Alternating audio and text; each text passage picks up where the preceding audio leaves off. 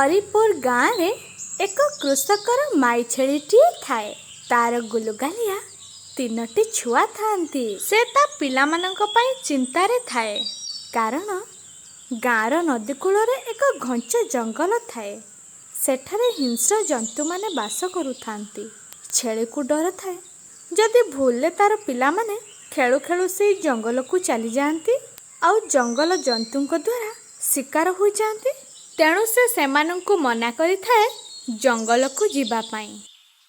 किंतु गोटिए दिन कृषक ता पुओ को से जंगलरू घास आनिबा पाई पठाउ थाए। जंगल सारा छनछनिया घास चारिआडे। ए कथा सुनी छेलीटीर मन हैला से छनछनिया घास को खाइबा पाई। आउ से चुपचाप जंगल आड़ को चलीगला। जेतेबेले माँ छेली को एक कथा जना पड़िला से डरीगला आउ जल्दी ताकू खोजिबा पाई बाहरी गला। सेठारे छेली छुआटी खेलु खेलु जंगल भितर को चली जाई थाए। सेतेबेले ताकू चारोटी बिलुआ आसी घेरी गले। सेमानंकु देखि छेली छुआ डरीगला। ता माँ को बिकल रे डाकिला। एहा देखि सबु बिलुआ हसिले। बाह की ताजा ताजा मांस, काश गतकाली मिली थांता कि। कौन पाई? काली मो बर्थडे थिला ना, पार्टीटा आहुरी रंगीन हो जाई थांता। किछि कथा नहीं, लेट बर्थडे पार्टी। माँ छेली निजर छुआ को खुजी खुजी सेठारे पहुँची जाई थाए। लागुछि एबे late birthday party over birthday party हेबा को जाउछि। हाँ, 250 सांगरे 1 केजी फ्री। हा हा हा हा हा। बस करो, बेसी हस नहीं, नहेले सिंहराजा आसी तुम 4 जन को खाई देबे। सिंहराजा कौन पाई? तुमको कौन लागुछि मो याकू एकुटिया छाड़ी कौन पाई जाइथिली? कारण सिंहराजा हुकुम देइथिले ए छेली को नहीं एठारे मो कुआड़े न जाए जे पर्यंत सिंहराजा न आसीछंती। तुमे जदि मते नहले याको खाइछ, सिंहराजा आसी तुम 4 जन को जीवन रो मारी देबे। सिंहराजा को जणा पड़िबो केमिति तुमको आमे खाइछु बोली? तुमे कौन सिंहराजा को उल्लू भाबुछ? से जंगलर राजा। सेठारे देख हाथी राजा को। सेठारे से हमको नजर रखिबा पई तांको सिंहराजा पठेइछंती। छेलीर एपरी कथा सुनी 4 जन बिलुआ चिंतारे पड़ीगले। निज निज भितरे कथा मध्य हेले। हाँ सांग माने, हाथी राजा तो आम कथा कहीदेवे, तेबे कौन करिबा? भाई जीवन थिले लक्षे मांस मिलिबो। सिंहर मांस खाइबा माने आम जीवन जीव। चाल पळेई जिबा।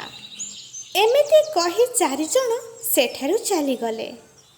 बिलुआ चली जिबार देखी छेली ता छुआ को धरी जल्दी जल्दी दौड़िला गाँ आड़े।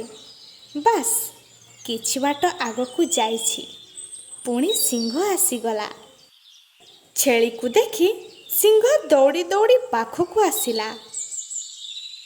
छोट छेलीटी डरी जाई ता माँ सह लागिगला।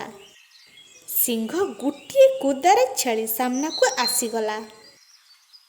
माँ छेलीटी भितरे डरी जाई थाए, किंतु साहस बांधी कहिला, रुहंतु सिंहराजा, नहेले सिंहराणी को राग आसीजिब। केउठार राणी? तू छेली निजको राणी कहूछु? हा हा हा हा। नाई, मु आपणक राणीଙ୍କ कथा कहूछि। मो राणी? हाँ, आपण कौन भाबुछंती मु मो पिला को धरी ए घंच जंगल को कौन पिकनिक पाई आसीछि?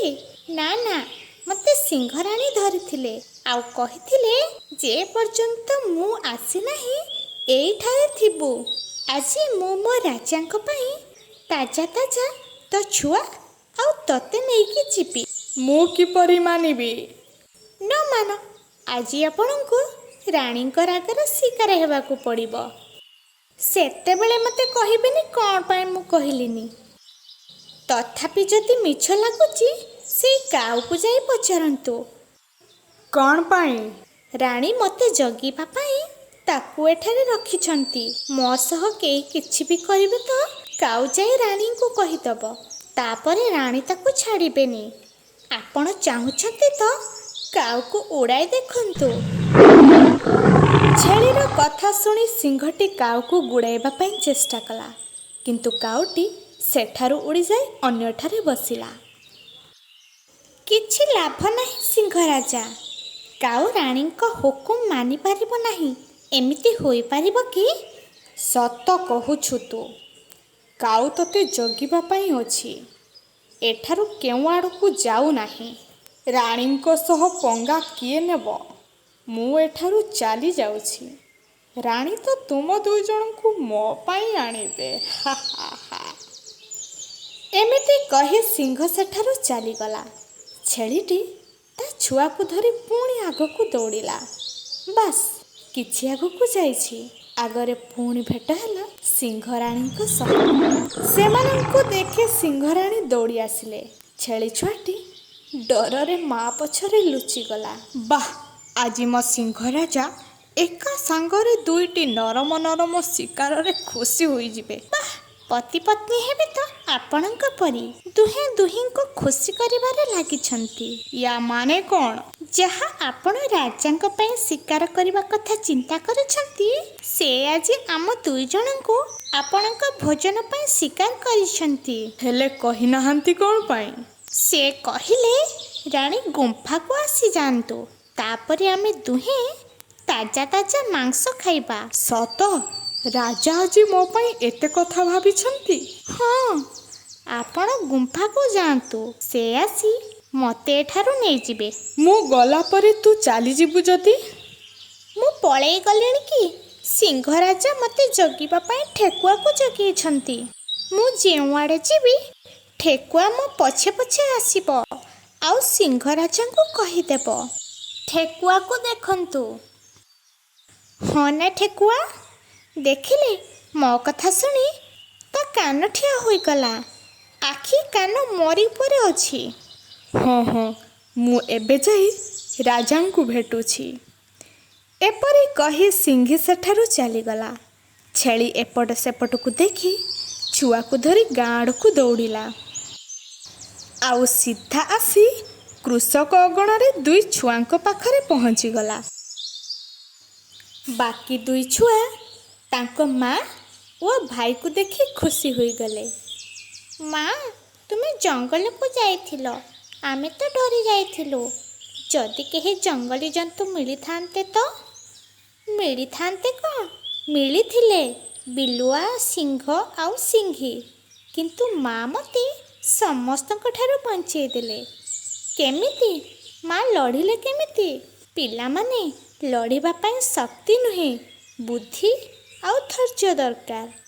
ଏକଥା ସବୁବେଳେ ମନେ ରଖିଥିବ। ସମସ୍ୟାକୁ ଦେଖି ଡରିଯିବ ନାହିଁ। ବୁଦ୍ଧି ଧୈର୍ଯ୍ୟ ଦ୍ୱାରା ଲଢ଼ିବ। ଦେଖିବ ତୁମେ ବହୁତ ବଡ଼ ବଡ଼ ସମସ୍ୟାର ସମାଧାନ କରିପାରିବ।